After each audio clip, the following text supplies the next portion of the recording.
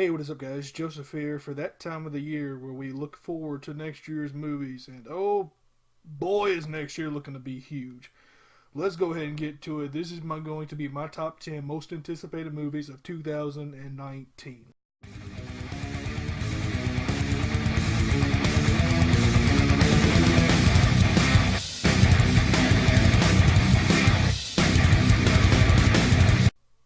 Now, usually I would do the honorable mentions last, but this time around I'm going to be doing it first. The first honorable mention is Godzilla 2. Now, I've honestly never been that big of a super fan of the giant lizard, but I've liked him. I've liked him. And when I found out that he was going to fight King Kong, I started looking more into the character of Godzilla. I had always known Godzilla to be that villain destroying Tokyo, as pop culture has made him out to be, all that kind of stuff. But it turns out not to be the case. I knew about Mothra. I had heard about her. I didn't know it was a her, to be honest. But I didn't know who Rodan and King Ghidorah were. I apologize if I mispronounced those names. Probably did, but I didn't know who they were. But after the trailer dropped and I got a glimpse of those two, I started to learn all about the monsters. And I am so excited to see the. I'm starting to lose my voice. I'm so excited. uh, I'm really excited to see those battle sequences with Godzilla fight and Mothra going against Ghidorah and Rodan. And plus, Vera Farmiga is a villain. I mean, come on. Of the three Disney live adaptations of the classics coming out next year, Dumbo is the one that I am the most nervous for because mainly of Tim Burton. The last time Tim Burton directed a Disney movie live adaptation was Alice in Wonderland, and we all know how that turned out. To me, he hasn't really made that good of a movie since Sweeney Todd, and that was in 2007. The trailers for Dumbo, they look fine, not amazing, not terrible. I'm nervous. I hope when this movie comes out that I'll say I was wrong about Tim Burton, and I really hope that when the movie comes out that I'll backtrack everything and I'll apologize, and that kind of thing happens. But as it stands right now, I'm very skeptical about this whole Tim Burton directing Dumbo. Hopefully I'm wrong. Hopefully he can turn me around and prove me wrong. But right now, I'm very skeptical. Now this one may be where the dislikes start coming in, because I know some people may be shocked to see this as an honorable mention, but since Toy Story 4 was announced, since they announced a fourth one, I've been hesitant. Uh, because the third one in the perfect place to end that trilogy, to move on. But I really hope that Toy Story 4 is not being made solely for a cash grab. And I don't, like, I remember when it was announced, it was going to be this romance kind of thing going on with Woody going after Bo Peep, who's a lost toy. Since I think the first one, I don't remember her being in the second one or third one, so she hasn't been around since Toy Story, the first one.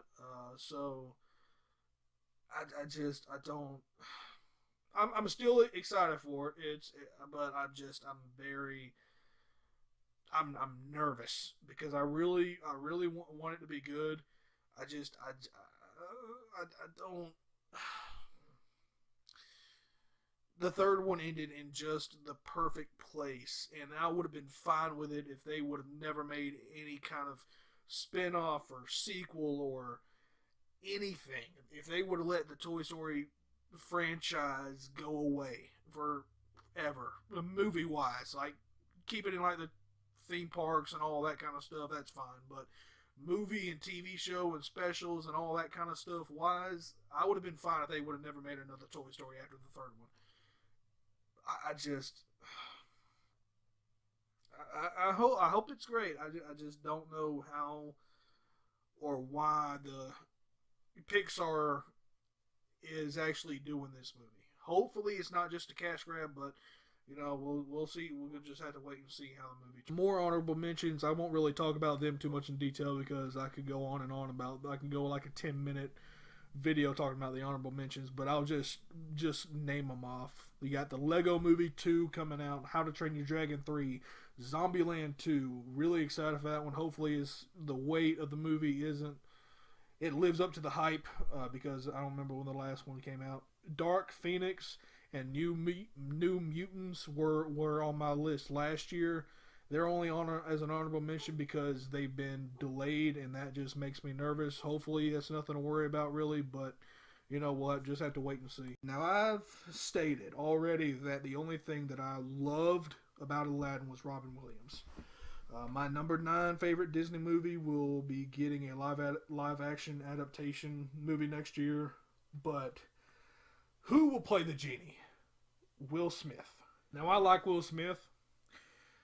When he's not shoving his kids down people's throats, but he is nowhere close to being Robin Williams. I'm not saying that he's not funny. I'm sure he'll do a good job, but I just don't know if he'll be able to live up to those expectations for following Robin Williams.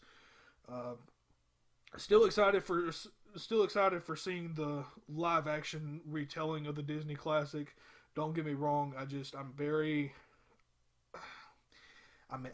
very hesitant of Will Smith playing the genie. Hopefully, when the movie comes out and I see it, and I'll come back and I'll say I was wrong, and I'm hoping it's going to be another one of those things like Tim Burton hopefully will be, where I just come back on this channel and I do a review for the movie and I apologize and say I was wrong, etc., etc. Hopefully that's the case with both of them. I specialize in those individuals who believe they are superheroes.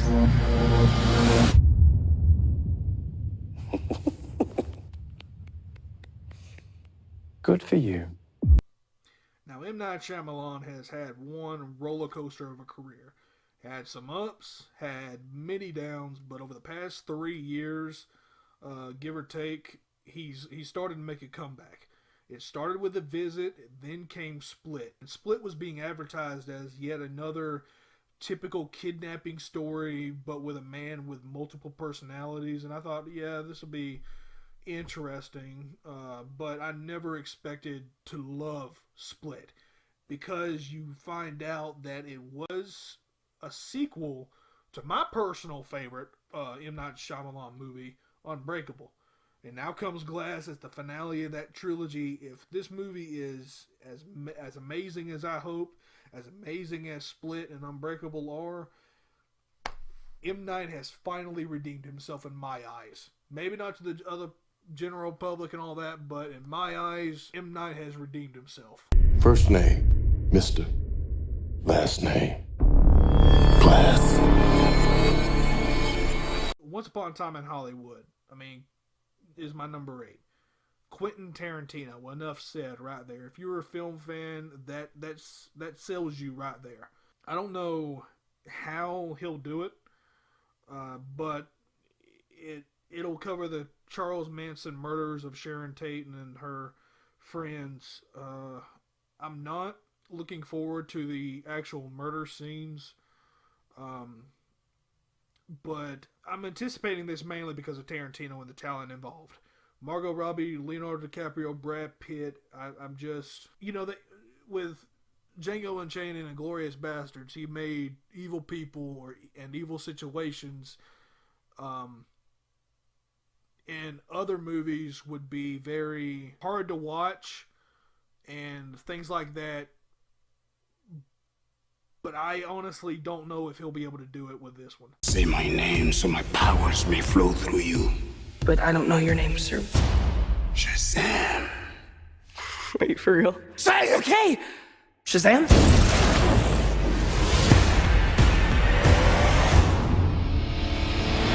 looking forward to Shazam since the trailer dropped. If this movie is still even happening, because I haven't heard if it's canceled because of how the DCEU is performing with the fans and the critics, with the exception of Wonder Woman, because Wonder Woman was the only one that was pretty much universally loved by all. I'm just looking forward to having a good time with Shazam. I'm not expecting a great movie, like a great put together film, but as an entertaining time, as the trailer has advertised the movie as, I'm looking forward to Shazam as an entertainment solely product.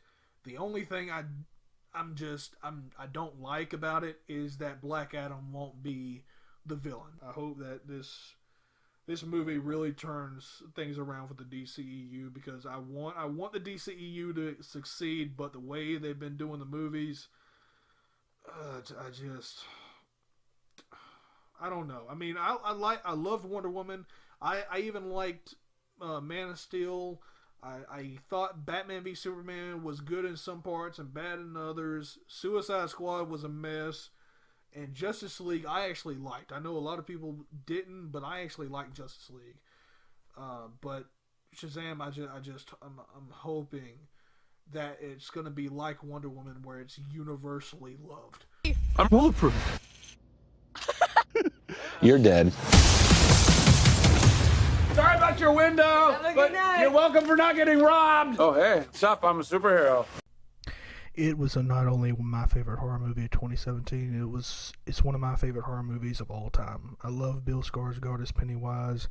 He could quite possibly surpass Tim Curry's Pennywise in the sequel if the first one was any indication. Can't wait to see the adult versions of the characters come back, which I've only heard that Jessica Chastain is playing adult Beverly, and that's all I know that's cast as those characters.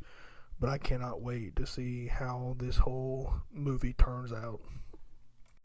Honestly, looking forward to this movie just because it's Marvel. My feelings towards this in some ways is just like my feelings towards Guardians of the Galaxy before it came out. I'm not entirely sure what to expect. The trailers haven't really sold me all that much, to be honest, but I like Brie Larson. I think she's one of the best actresses working today, and I have faith in Marvel that this movie will be just fine. I'm not what you think I am.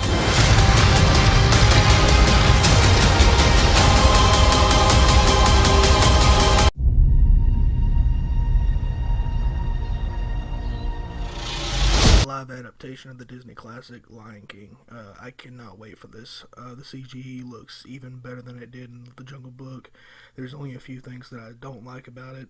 First and most importantly is there won't be any Be Prepared, according to the rumor. Second being Beyonce. Now, I don't hate the casting decision as much as some others do, but I don't like it either. Other than that, cannot wait to be traumatized by Mufasa's death yet again. Remember. You mean to tell me that Spidey is still alive? You didn't see that coming?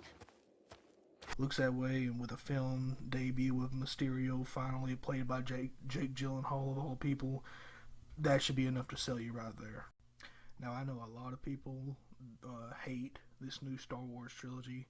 I like it. I liked Rogue One. I haven't seen Solo. I'll have to see if I can find it at Redbox or something, but I've liked the new Star Wars that I've seen. I'm curious to see and how Kylo Ren redeems himself. I honestly doubt it, but, whatever. I'm curious to see if Snoke actually does come back, because if he did, in fact, die in The Last Jedi, it just seems way too fast and too easy to kill someone that with such major potential that quickly. But as excited as I am for Star Wars Episode 9, there is one movie that I'm anticipating more. I wonder what I could possibly be talking about.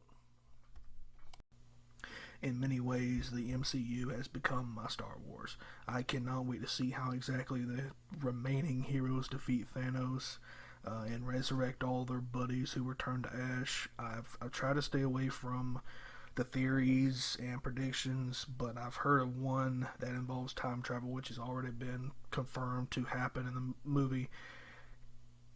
And all the heroes going to like different times during the course of the whole MCU, like Iron Man and Ant-Man going to the Battle of New York, which set photos have confirmed. Captain America goes to World War II to get that Space Stone from Red Skull. Rocket and Nebula go get the Power Stone from Xandar. You know, all the remaining heroes goes to different places to get the gems to come together and forge a new gauntlet. If that's how this movie happens, this movie, it could possibly surpass Infinity War.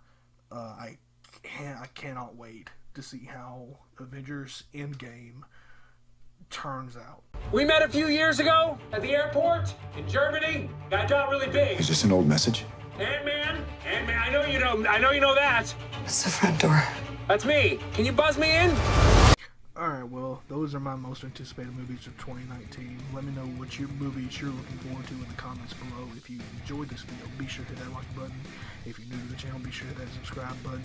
Share on your social media with your friends and family. As always, like me on Facebook, JMash97, follow me on Twitter, JMash97, follow me on Instagram, JMash_97. All those social media links are in the description below.